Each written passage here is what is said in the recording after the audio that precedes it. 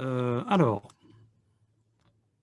pour commencer, je vais peut-être me présenter et vous parler un petit peu de l'agence Neper. Donc, moi, je suis Philippe Pionnet, donc je fais du digital marketing depuis une vingtaine d'années maintenant et du référencement depuis 18 ans. Le temps passe vite. Et donc là, j'ai lancé en septembre une nouvelle agence qui s'appelle Neper, qui est une agence de digital marketing qui fait partie d'un groupe dans lequel on a plusieurs activités. Donc Neper tout court, Neper Consulting, c'est une agence conseil en digital marketing. On a aussi lancé une société qui s'appelle Neper Solutions qui fabrique des outils pour les digital marketers. Donc les premiers vont sortir début 2021. Donc ça sera la surprise. Il y a également la société Knowwhy qui est un centre de formation sur le digital marketing.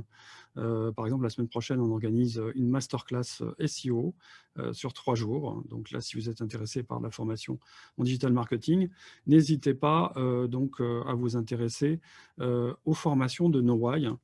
Et puis, la société Knowwhy est également l'organisatrice des événements Searchwhy, qui évidemment avec le Covid ont été décalés. Donc, Searchwhy Paris, qui devait avoir lieu en février, aura lieu en juin. Et Searchwhy Geneva, qui devait avoir lieu à l'automne dernier, se déroulera en octobre 2021. Alors, notre offre, c'est une offre complète sur tout ce qui est inbound marketing. On est une agence conseil en SEO, en stratégie digitale, on apporte des solutions digital marketing. On travaille également sur tout ce qui est big data, avec notamment de l'accompagnement sur les data marts, les DMP, les CDP, et tout ce qui relève du data mining et de la reconnaissance d'entités nommées. On travaille également en performance marketing. On peut apporter également des conseils en AMOE, en content marketing et en web analytics, puisque ça fait partie des choses qu'il est important de maîtriser, quelle que soit la discipline du digital marketing sur laquelle on est censé travailler.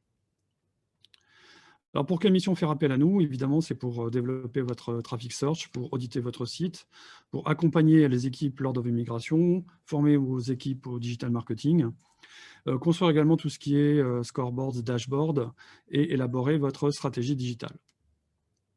Alors chez Neper, on aime bien aussi être un petit peu en avance de phase et on travaille en permanence sur des nouvelles méthodologies. Donc en ce moment, on commence à accompagner des clients sur de l'A/B testing SEO. Donc là, j'aurai l'occasion dans quelques semaines, dans le cadre d'un nouveau webinaire, de vous expliquer exactement comment est-ce que l'on fait ça. C'est un peu particulier de faire de l'A/B testing pour du SEO. Ça demande donc une approche particulière et de savoir maîtriser des outils statistiques un petit peu différents pour arriver à mesurer sur des cohortes d'URL si effectivement ce que l'on fait a une influence positive ou négative sur le SEO. Et puis, les optimisations cloud, c'est-à-dire être capable de changer le code d'un site web à la volée sur des serveurs qui sont sur le cloud. Donc ça, c'est le cloud SEO. Donc c'est une nouvelle technologie qui peut permettre de faire avancer tous les cas dans lesquels c'est compliqué d'implémenter des recommandations SEO. Alors, pour arriver à faire tout ça, on s'est doté d'une équipe de recherche. Neper est une jeune entreprise innovante. Et on a un secteur, un labo de recherche, les Neperian Labs, qui est dirigé par Alaleh Kamari et qui travaille sur des sujets liés au TAN, le traitement automatisé du langage naturel, et à ce que permet notamment le machine learning et l'IA sur ces technologies-là. Alors, ça sert à améliorer les moteurs de recherche internes, ça sert à fabriquer des bases de mots-clés reliées sémantiquement, ça sert à plein d'applications pour des sites web. Voilà, alors, j'ai déjà parlé de Knowwhy, donc on va pouvoir passer au vif du sujet, qui sont les Core Web Vitals. Donc, en mai 2020, Google a annoncé qu'il y aurait dans les prochaines semaines, dans les prochains mois, une mise à jour dans laquelle les Core Web Vitals allaient être intégrés comme un signal pour l'algorithme de classement du moteur de recherche. Alors, depuis quelques semaines, on connaît la date de cet update, c'est mai 2021. Et donc, alors ce qui est important de souligner, c'est que en fait, la search experience et la web performance seront combinées dans un seul signal pour que ça devienne un ranking factor. Donc ça, c'est pas souvent précisé. Il faut faire attention à ça. Les Core Web Vitals à eux seuls ne seront pas pris en compte. Il y aura d'autres aspects qui seront scorés en même temps pour arriver à savoir si effectivement un site propose une expérience de recherche dégradée et si cette expérience de recherche doit conduire à des pertes de position pour ces sites-là. Donc, ce qui va être pris en compte dans l'algorithme de classement, c'est une combinaison de plusieurs facteurs, dont les Core Web Vitals. Alors, si vous voulez avoir le détail de l'annonce, vous avez l'URL ici. Alors, c'est la troisième fois que Google lance des campagnes à propos de la WebPerf, à propos de l'amélioration des vitesses de téléchargement des pages. On a eu donc d'abord en 2009 donc ce qui a été lié à PageSpeed, qui était l'outil de Google qui permettait de mesurer les performances des pages web. Et donc au bout de quelques mois, en 2010, ils ont annoncé que les performances mesurées par cet outil allaient devenir un critère de classement. C'est donc vieux, hein, donc on est en 2020, c'était il y a 10 ans. Donc ça fait 10 ans que Google a, dans son algorithme de classement, une prise en compte de ce critère de performance. Alors, ce qui est clair, c'est que là, beaucoup de gens ont depuis essayé de tester pour voir s'ils arrivaient à produire des différences de position avec des améliorations de la web performance dans ces conditions-là. C'était souvent impossible d'avoir quelque chose de mesurable. Donc, ce qui est clair, c'est que le petit boost qu'apportait d'avoir des bonnes performances dans ce contexte-là était très très négligeable et que donc c'était quasiment impossible d'arriver à voir des changements de position à cause de problèmes de web performance. Alors ensuite, on a eu la Mobile Speed Update plus récemment, donc en 2018, le 9 juillet 2018 pour être précis. Google avait annoncé qu'à partir de cette date-là, dans l'interface pour smartphone, l'interface mobile de Google, le classement serait impacté par les performances de vitesse.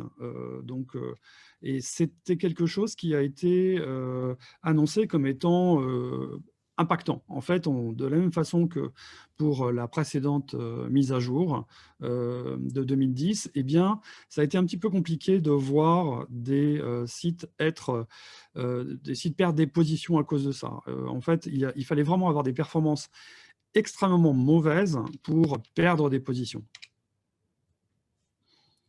Alors, c'est quoi la raison pour laquelle Google fait attention à ces problèmes de web performance? En fait, il y a clairement un impact de la lenteur sur l'explorabilité.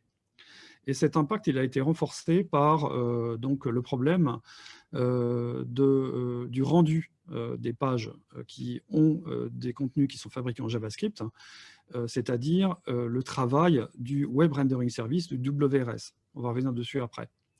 Il y a également un impact clair sur l'expérience de recherche. Et donc, c'est la raison pour laquelle la web performance est un signal qui est exploité dans l'algorithme de classement. Alors, pourquoi déjà on parle d'impact sur l'explorabilité? En fait, c'est simple. Donc, le travail de Googlebot est un travail compliqué. Il a besoin de télécharger des mégaoctets, des téraoctets, des pétaoctets de données. Donc, il est tributaire de la bande passante et il est tributaire également de la vitesse avec laquelle les serveurs web sont capables de délivrer des contenus. Et quand le temps de téléchargement dépasse un certain niveau, le comportement de crawl change, tout simplement parce que le moteur de recherche comprend qu'il est difficile d'explorer ce site-là. Donc, on a une baisse du rythme de recrawl, voire un arrêt du crawl. Donc, c'est ce qu'on voit sur cette courbe-là. C'est-à-dire qu'à partir du moment où on a un temps de téléchargement du code qui devient sérieusement plus élevé, là on dépasse les 2 secondes en moyenne à ce niveau-là, eh bien on a une baisse tendancielle du rythme avec lequel les pages sont crawlées. Alors ce temps qui est affiché dans la Google Search Console est un temps moyen qui prend en compte le téléchargement de toutes les URL sur une période donnée et toutes les URL de toutes les ressources, que ce soit du HTML, des images, des JS et des CSS. Alors, suivant les sites, soit le temps moyen est très très lié en fait au poids du HTML et au temps de téléchargement du HTML, soit parfois c'est d'autres fichiers qui peuvent représenter le principal travail de Googlebot. Ça peut être par exemple des fichiers JSON. Donc là, je vous signale au passage que le rapport sur les performances de crawl a changé. Donc depuis quelques jours, on a un nouveau rapport sur la Google Search Console qui ressemble à ça, sur lequel on a un petit peu plus d'informations. Alors on n'a pas vraiment donc de crawl unique, par exemple, ce qui est toujours assez frustrant. On ne sait pas combien de pages différentes Google crawl par jour sur une période de temps donné. Par contre, on a plus d'infos sur qu'est-ce qu'il fait exactement, comment, par exemple, le temps moyen est constitué. Donc là, on voit que sur ce cas, Google passe son temps à crawler à 41% des fichiers HTML, à 25% des fichiers JSON. Et par contre, les images représentent moins de 1% de ces efforts de crawl et donc comptent pour très très peu dans le calcul du temps de téléchargement moyen qui est affiché. Donc là, on a encore un exemple de ce qui se passe quand on a des évolutions du temps de téléchargement. Là, vous avez un cas dans lequel le temps de téléchargement a baissé de manière significative. On est tombé aux alentours de 200 millisecondes et d'un seul coup, hop, comme par hasard, il y a un pic de crawl de la part de Google. Bon, qui n'a pas duré, mais c'est un fonctionnement qui est induit par le comportement du serveur web qui devient beaucoup plus facile à crawler puisque on a des temps de réponse qui ont été largement abaissés. Alors là, on a parlé de le rapport de la Search Console qui donne la mesure du temps que le bot traditionnel de Google met pour télécharger le code. Alors il faut savoir que maintenant, il y a une deuxième étape dans le crawl et l'indexation qui est le travail de rendition qui est apporté par le Web Rendering Service qui exécute le JavaScript, qui interprète les CSS pour arriver à fabriquer la page que l'internaute voit avant de l'indexer. Donc ça permet comme ça de pouvoir indexer tous les contenus, y compris ceux qui sont générés en JavaScript. Sauf que ce travail du WRS, eh bien, il prend du temps, il prend vraiment beaucoup de temps, beaucoup plus de temps. Je me souviens d'avoir interrogé les gens de Bing pour avoir leurs résultats là-dessus. Ce qu'ils m'ont dit, c'était que ça demandait entre 10 et 50 fois plus de ressources de faire ce travail de rendition HTML dans un service comme le WRS que de simplement crawler et indexer directement les pages à l'ancienne. Donc, c'est 10 à 50 fois plus. C'est juste énorme. Donc, si votre code est lent à s'exécuter, si vous avez des performances web qui sont très mauvaises, eh bien, vous allez avoir des problèmes avec le WRS et donc des problèmes de lenteur de rendition qui peuvent aboutir à carrément l'absence d'indexation de certains contenus qui sont produits en JavaScript. Donc là, ce qu'il faut éviter absolument, c'est d'avoir du code qui fasse trop chauffer les processeurs concrètement, et d'avoir du code qui s'exécute trop lentement et qui produit ce qu'on appelle des timeouts. Parce que le WRS a tendance à abandonner l'exécution des scripts largement avant que votre browser habituel, que vous utilisez en tant qu'internaute, arrête d'envoyer des requêtes. Donc ça veut dire qu'aujourd'hui, les temps de rendition nuisent sérieusement au référencement dès lors que vous avez du code qui est généré en JavaScript parce que ça a un impact direct sur l'indexation. Donc c'est un signal qui est par ailleurs utilisé dans l'algorithme de classement, mais alors toujours avec un poids qui est quand même extrêmement réduit. Et ça sera encore le cas avec les Core Web Vitals. Pourquoi? Parce que le fait que les pages soient performantes, qu'elles soient rapides à télécharger, ça n'est pas un critère de pertinence. Or, le moteur de recherche, son premier boulot, c'est d'arriver à vous renvoyer sur une requête les pages qui sont les plus pertinentes, quelle que soit l'expérience utilisateur qu'elles offrent. Donc, ça veut dire qu'on a forcément un poids pour ce genre de critères qui est toujours très, très inférieur au poids des signaux qui sont liés à la pertinence.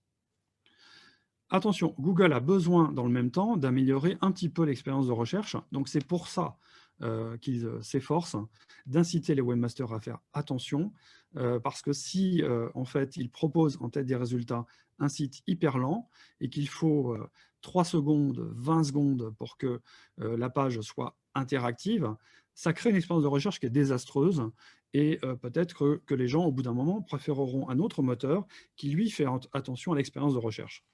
Donc, ça ne peut pas être un critère qui est un point important.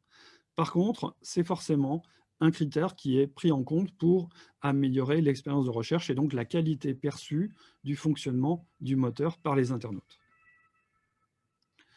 Alors, par contre, évidemment, pour arriver à en faire un critère, il faut établir un score et donc mesurer les performances.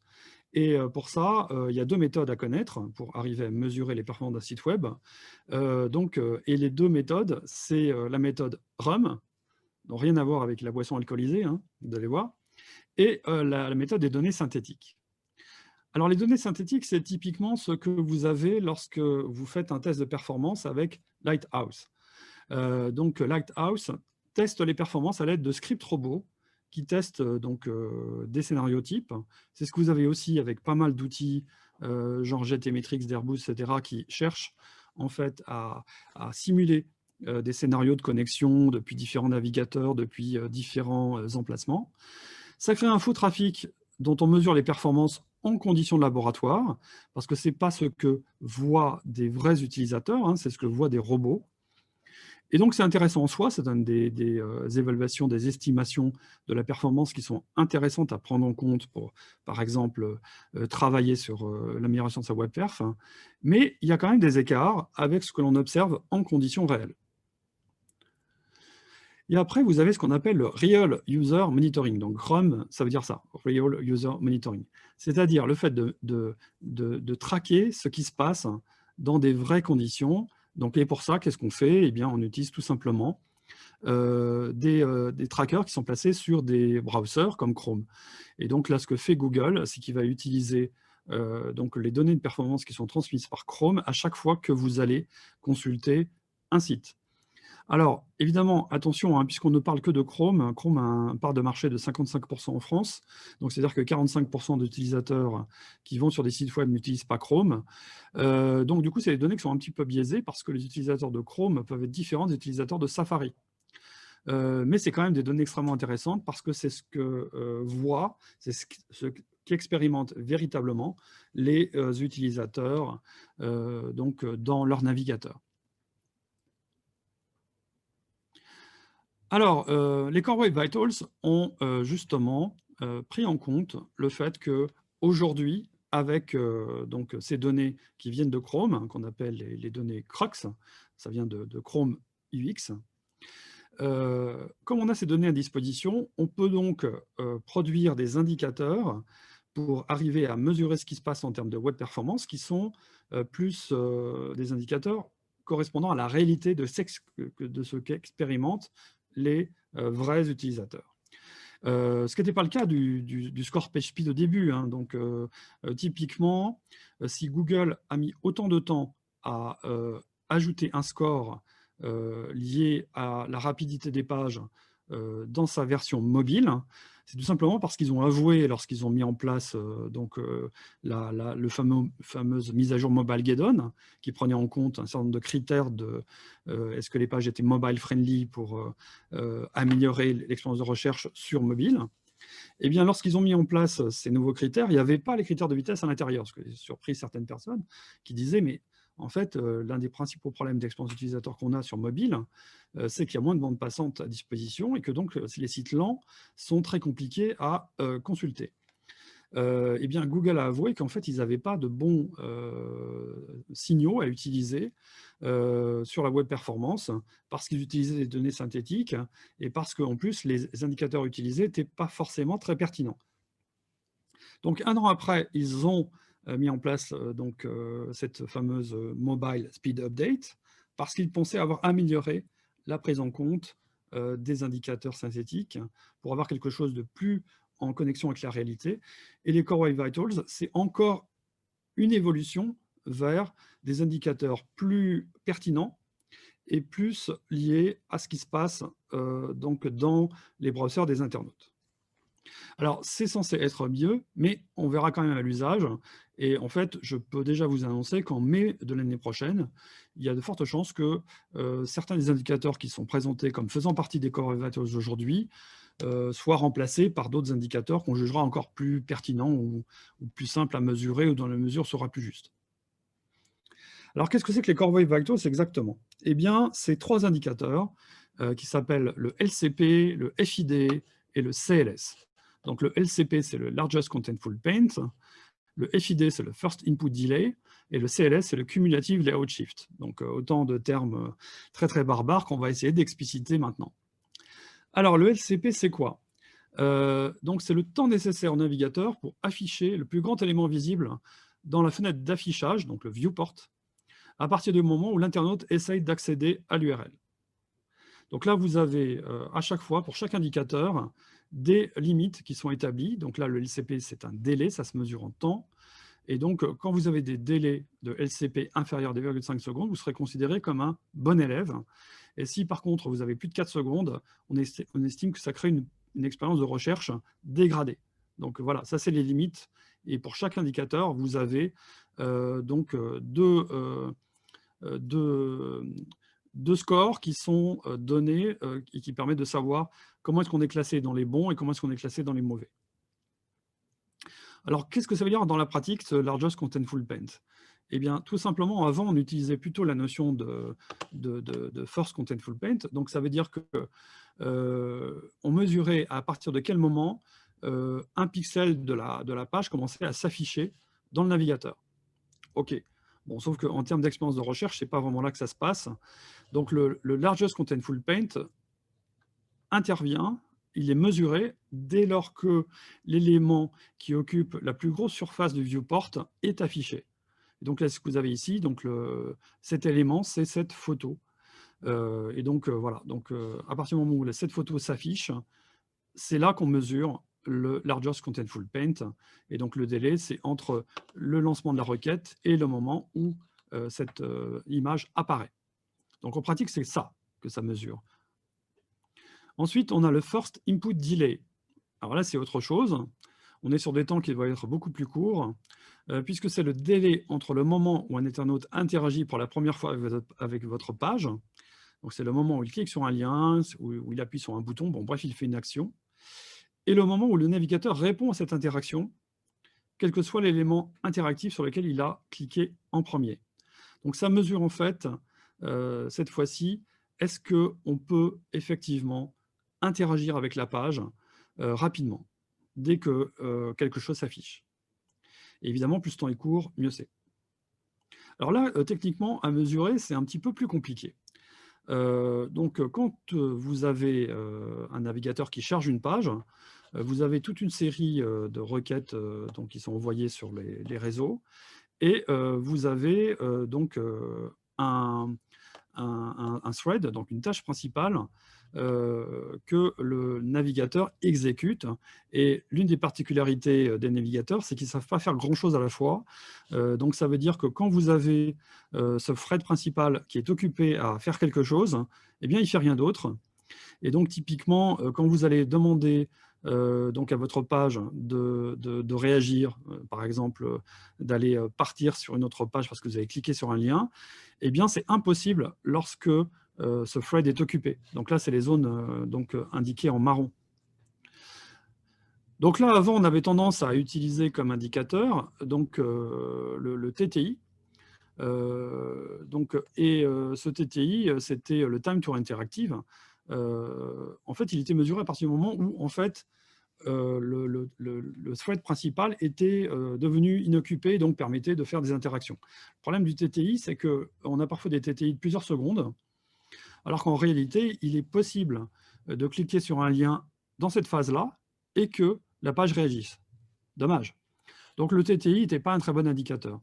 Donc là, on le remplace par le FID, parce que le test, c'est de savoir à quel moment une action sur un lien, sur n'importe quel élément interactif de la page, va déclencher une réaction. Et là, on voit que, effectivement, si l'utilisateur clique ici ou là, eh bien, on va avoir des FID un petit peu différents, mais le FID mesuré ici va être beaucoup plus court que le TTI. Donc c'est un meilleur indicateur et c'est pour ça qu'il a été choisi. Alors, autre indicateur qui est vraiment un indicateur d'expérience utilisateur, c'est le Cumulative Layout Shift. Alors cette fois-ci, ce n'est pas du tout mesuré en secondes, ce n'est pas un délai du tout, parce que ça donne un score en fait, qui dépend du nombre de fois que la mise en page est décalée pendant la phase de chargement. Ça mesure l'instabilité de la page. Donc on peut avoir un CLS de 0, Et 1, ça veut dire que franchement, quand vous avez quelque chose qui s'affiche sur la page au début, 100% du viewport disparaîtra pour être remplacé par autre chose donc au bout d'un moment. Donc là, 0, ça ne bouge pas. 1, 100% du contenu du viewport a bougé. Et puis, on peut avoir tous les scores intermédiaires. Alors, qu'est-ce que ça veut dire dans la pratique? Ce qu'on tient compte dans le CLS, c'est de la somme des scores qui donc, est calculée comme ça. Donc, la fraction d'impact et la fraction de distance. En fait, on mesure d'un côté la proportion du viewport qui est occupé par un élément et on mesure de combien cette proportion est décalée. Et en fait, on fait donc le produit des deux et on additionne tous ces scores pour arriver au CLS. Donc, vous avez des situations qui peuvent être assez différentes, hein. Donc là, vous avez un gros bloc qui est pas mal déplacé. Donc là, vous avez un bloc plus petit qui est déplacé par l'apparition du bouton. Mais vous pouvez aussi avoir plein d'éléments qui se déplacent en même temps. C'est pour ça qu'on appelle ça cumulatif, puisque le CLS est l'addition de tous ces déplacements. Alors, donc là, on est sur quelque chose, autant avant, sur les premiers scores, on était sur des problèmes de performance habituels qui sont juste mesurés un peu différemment. Donc, la solution pour améliorer les scores, c'est de travailler sur sa performance, donc faire en sorte que les images s'affichent plus vite, que le maximum d'éléments soient en cache, enfin voilà. Donc là, on a des solutions classiques. Là, c'est différent. C'était un point qui n'était pas forcément pris en compte avant. Et donc, pour arriver à avoir une page stable, il faut que le code soit conçu pour. Et là où ça va être très compliqué, c'est si vous avez des scripts tiers et des contenus qui sont générés en JS, parce que très souvent, l'apparition d'éléments de manière décalée à cause des scripts tiers va produire ces shifts, ces décalages qui vont être pris en compte dans le CLS. Alors, comment est-ce qu'on peut mesurer ça? Alors, Google fournit des tas d'outils que vous avez sous les yeux pour arriver à mesurer le LCP, le FID, le CLS. Alors, comme Lighthouse et les Chrome DevTools ne donnent que des données synthétiques, en fait, le FID ne peut pas être mesuré. Donc là, c'est une petite exception, car effectivement, le first input delay, il n'est mesuré qu'à partir du moment où il y a un vrai utilisateur qui a interagi avec la page. Donc les robots n'interagissent pas normalement avec la page, donc ça permet de mesurer un TTI ou un TBT, mais pas du tout un FID. Donc voilà, alors vous avez une extension Chrome qui s'appelle l'extension Core Web Vitals, qui permet d'afficher très facilement pour chaque site internet sur lequel vous allez, chaque page, les scores CLS. Alors ça, c'est très pratique pour arriver à vous benchmarker par rapport à des concurrents et donc arriver à savoir si en fait vous êtes peut-être le meilleur de la classe parmi des gens qui sont considérés comme offrant des mauvaises performances aux utilisateurs. Donc voilà. Ça peut être une consolation de se dire, OK, pour l'instant, je ne suis pas bon, mais je suis quand même meilleur que mes concurrents. Donc ça veut dire qu'en cas de mise en place de l'update de mai 2021, et si je risque de perdre des positions, en fait, c'est plutôt mes concurrents qui risquent d'en perdre que moi. Alors, c'est assez amusant de constater que Google utilise un seul score, alors qu'en réalité, lorsqu'on sait comment les données de performance sont distribuées, on se dit que c'est un petit peu gonflé. En réalité, ils utilisent une approche statistique pour le faire. Car effectivement, lorsqu'on mesure des performances, vous avez en général ce style de courbe-là, c'est-à-dire que chaque utilisateur voit des performances différentes. Alors, la majorité des utilisateurs vont voir cette performance-là, mais donc certains vont avoir des performances très, très dégradées et d'autres excellentes. Alors, en général, les gens qui ont ces performances tout à fait à la gauche de la courbe, là, les plus bas, en fait, ce n'est pas des vrais gens, c'est tout simplement les robots. Alors, typiquement, Googlebot fait partie des utilisateurs de browsers qui ont des performances exceptionnelles. C'est comme ça. Alors, c'est quoi la conséquence? Eh bien, la conséquence, c'est que quand on regarde qu'est-ce qu'on trouve dans les données Chrome UX, donc les CRUX, hein, on a effectivement des courbes qui sont différentes, suivant le mobile est suivant la partie desktop. Donc, côté desktop, on a toujours des meilleures performances que côté mobile. Donc, les courbes ne se recouvrent pas exactement. Mais elles sont réparties comme ça. Ça ne suit pas une loi normale. Alors, parlons maintenant de ce qui nous attend en mai 2021. Donc, est-ce que ça va être l'Armageddon? La réponse est clairement non. Ça ne sera pas l'Armageddon du tout. Ce qui va se passer, c'est qu'on aura une exploitation combinée des indicateurs d'expérience de recherche. SX, c'est mis pour Search Experience. Et cette exploitation combinée des indicateurs d'expérience de recherche va permettre d'établir un score qui sera pris en compte dans l'algorithme de classement et qui va donc conduire un certain nombre de sites qui offrent une mauvaise SX de reculer dans les classements, de perdre des positions. Alors, quels sont ces critères qui vont être utilisés avec les Core Web Vitals? Eh bien, c'est le critère mobile friendly. C'est le critère mobile friendly, donc est-ce que les pages sont adaptées pour mobile? Safe browsing, c'est-à-dire est-ce que les URL sont flaguées par les outils de Google qui indiquent que ces pages sont potentiellement piratées, hackées, dangereuses, transmettant des malwares, etc. Il faut évidemment que ces pages soient sécurisées. Donc là, si on a des problèmes de sécurité, si les pages ne sont pas en HTTPS par exemple, eh bien, ça sera considéré comme quelque chose qui doit être pris en compte dans l'indicateur SX agrégé. Et là-dedans, Google a rajouté le problématique des interstitiels intrusifs, qui sont pas définis de manière extrêmement claire. On a là-dessus une définition qui ne donne pas les limites à partir desquelles Google considère que les interstitiels sont intrusifs. Donc là, il faut arriver à deviner, par rapport aux exemples que donne Google, ce qui est intrusif et ce qui ne l'est pas. Et la totalité va créer les signaux qui vont être pris en compte pour l'expérience de recherche. Donc, ce n'est pas uniquement les Core Web Vitals qui seront pris en compte, ça sera pris en compte dans un ensemble de choses. Alors, ce que l'on sait à présent, c'est que Google compte en fait créer une espèce de conférence entre les différents acteurs qui pilotent le projet Core Web Vitals pour voir si il ne faut pas régulièrement mettre à jour la façon dont la web performance est mesurée. Donc là, ce qu'il faut s'attendre à voir, c'est qu'effectivement, juste après la mise à jour de mai 2021, peut-être des changements dans la façon dont Google va utiliser les Core Web Vitals ou dans la définition des Core Web Vitals. Alors, autre annonce qui a été faite au passage, qui est d'ailleurs pas une très très bonne nouvelle pour les gens qui pensaient que l'AMP allait être quelque chose de très très durable pour l'avenir. Eh bien, dans le carousel Top Stories, jusqu'ici, on n'avait que des pages AMP.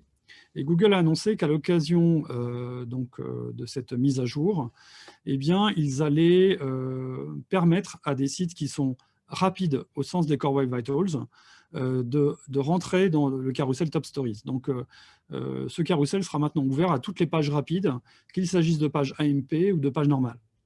Donc là, il n'y a plus du coup de traffic boost lié aux pages AMP dans le carousel Top Stories. On peut très bien accéder à ce carousel avec des pages performantes. Voilà, alors si vous voulez plus d'infos, je vous invite à consulter cette page qui est une nouvelle FAQ sur les Core Web Vitals qui est sortie il y a quelques heures. Et il y a un site qui est sur le domaine web.dev, site maintenu par Google, ça ne sort pas de n'importe où, sur lequel vous allez avoir toutes les informations sur les Core Web Vitals que vous avez sous les yeux, à cette URL-là.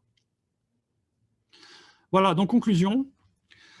Les Core Web Vitals sont de bons indicateurs, meilleurs qu'avant, qu'il est intéressant de connaître. Il faut que vous ayez une idée claire des performances de vos sites et qu'il est donc intéressant de savoir monitorer également.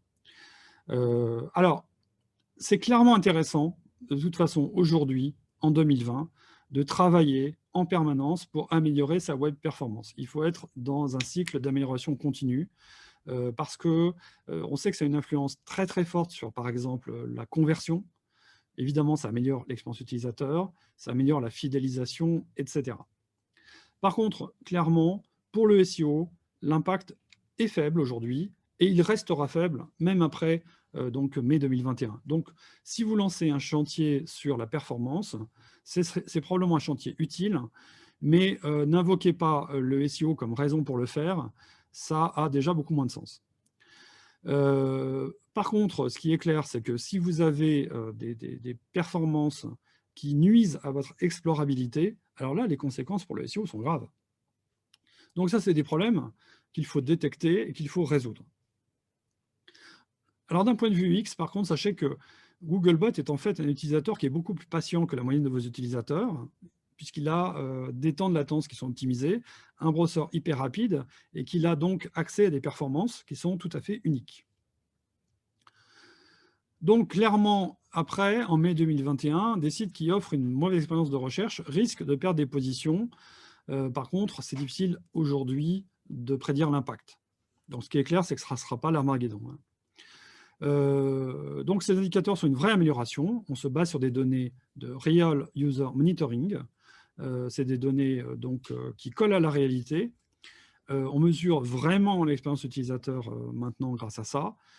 Par contre, est-ce que c'est déjà des indicateurs parfaits? La réponse est clairement non. Et on verra sans doute les Core Web Vitals évoluer avec le temps. Donc ça veut dire qu'il faut s'habituer psychologiquement à devoir être amené à revoir régulièrement sa façon de mesurer la performance dans les mois qui viennent.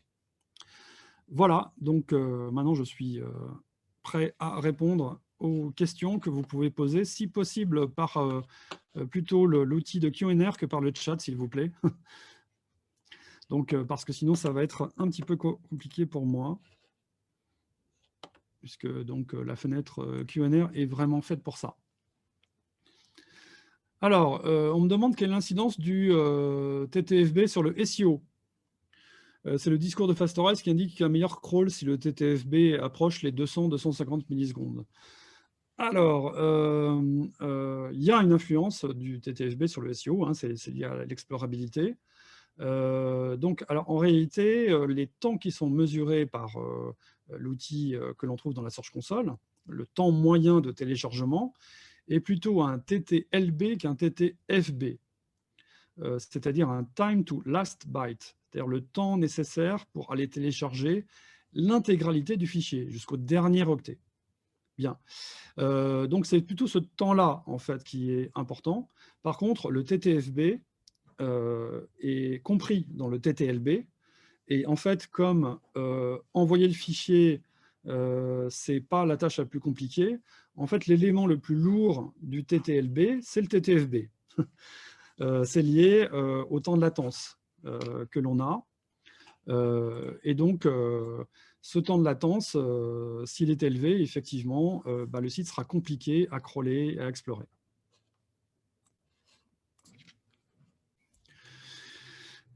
Oui, alors tu fais allusion donc au problème des scripts tiers. Oui, c'est un énorme problème. C'est-à-dire qu'aujourd'hui, quand je regarde des sites qui ont beaucoup de data serveurs, beaucoup de trackers, donc beaucoup de scripts tiers sur les pages, eh bien, ils ont des scores sur les Core Web Vitals qui sont très, très, très dégradés.